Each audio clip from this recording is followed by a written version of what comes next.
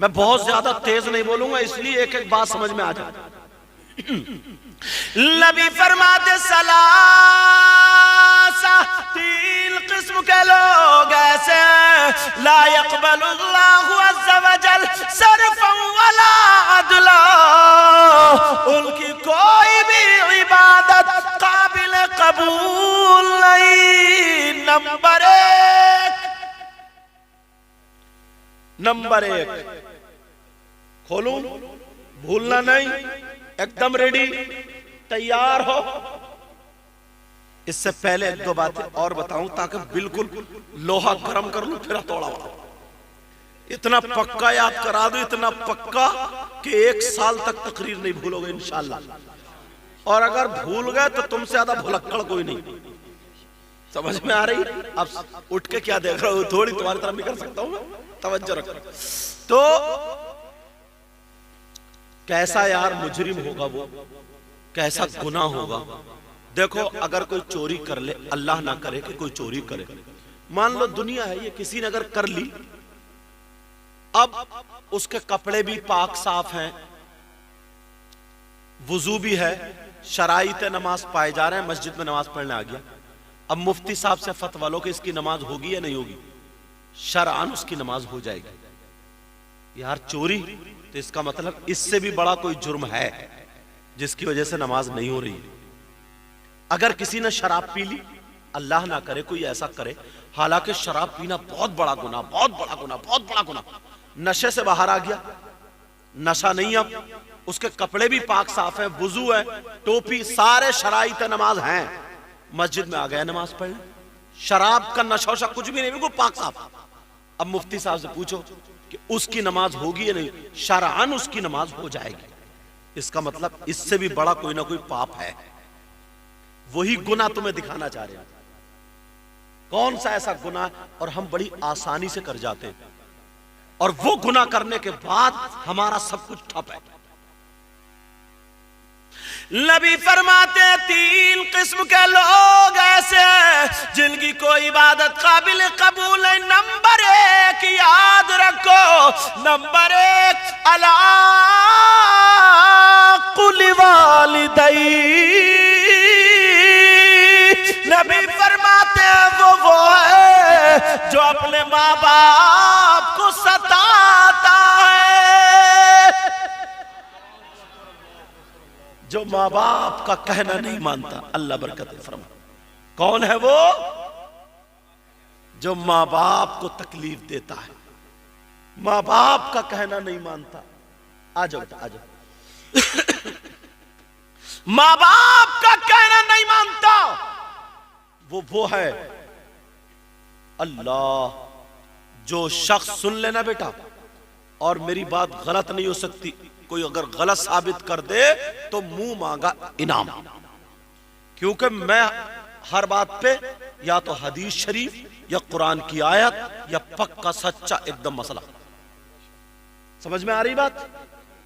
नबी फरमाते अगर जिसके माँ बाप नाराज है, चाहे वो मौलाना हो, हाफिज हो, कारी हो, मैं हो या आप हो, नमाजी हो, हाजी हो, हाँ बैठ जाओ बेटा, अगर जिसके माँ बाप जिससे नाराज है, उसका नबी भी नाराज, खुदा भी नाराज, उसकी कोई इबादत काबिल कबूल नहीं। कितने लोग हैं जलसा नौजवान करते, मैं आया तो मुझे भी बहुत नोट, कोई और आए तो उनके भी हाथ चूमे, उन्हें भी नोट। अच्छी बात है सारे काम करना, मगर ये तो देखो कहीं ऐसा तो नहीं है कोई दीवार भी बनी पड़ी है, कहीं ऐसा तो नहीं कुछ गड़बड़ी भी हो रही। सारे काम कर रहे मगर माँ बाप नाराज है, माँ बाप को तकलीफ देता है, माँ बाप को नहीं देखता है, माँ बाप की नहीं सुनता है, तो कितने ही नोट दे लो, कितने ही जलसे करा लो, मुझ जैसे 1 लाख मौलाना को बुला लो और कितनी इबादतें कर लो, अगर माँ बाप नाराज है तो किसी की भी इबादत काबिल कबूल नहीं। किसी से मुराद जिसके माँ बाप नाराज है। तो अब पहला मैसेज क्या है, सबक क्या तुम्हारे लिए? माँ बाप को राजी करना पड़ेगा। क्या करना पड़ेगा बोलो? अरे भाई हमें कैसे पता चला अल्लाह एक है? बताओ, अल्लाह ने खुद फरमाया अल्लाह ने खुद फरमाया ना कुल हुवल्लाहु अहद, तो अल्लाह ने तुम्हारे कान में आके कहा, तुम्हारे घर आगे कहा, रसूलुल्लाह ने बताया, तभी तो हमने माना। तुम कहते हो जन्नत है, किसने बताया? देखिए क्या? रसूलुल्लाह ने। जहन्नम है, देखिए क्या? रसूलुल्लाह ने बताई। फरिश्ते रसूलुल्लाह ने बताए। कयामत आएगी, हमारा ईमान है, रसूलुल्लाह ने बताया। रसूलुल्लाह की बातों पर हमारा ईमान लाना फर्ज, वाजिब, जरूरी है। समझ में आ रही है? तो ये रसूलुल्लाह बता रहे, रसूलुल्लाह ने फरमाया अगर जिसके माँ बाप नाराज है उसकी नमाजें बेकार, रोजे बेकार, ज़कात बेकार, हज बेकार, जलसा बेकार, सारी इबादतें बेकार। किसने कहा ये? और रसूलुल्लाह की बातों को मान लेने का नाम ईमान है। वरना तो गैर मुस्लिम और मुस्लिम में फर्क क्या? भाई एक छुरी है, एक बकरा है और एक इंसान है। वही छुरी, वही बकरा, वही इंसान। इंसान आदमी अपने हाथ से छुरी पकड़ के बकरे को काटे, अल्लाह का नाम ना ले, उसका गोश्त तुम्हारे लिए हलाल होगा? क्यों? अच्छा, और वही आदमी है, वही छुरी है, वही बकरा, बिस्मिल्लाह अल्लाह अकबर, बिस्मिल्लाह रहमान, ये अल्लाह का नाम लेकर के काट दे तो तुम्हारे लिए उसका गोश्त? अरे यार, बकरा भी वही है, छुरी भी वही है, काटने वाला लफ्ज ही तो एक है। किसने बताया? रसूलुल्लाह ने।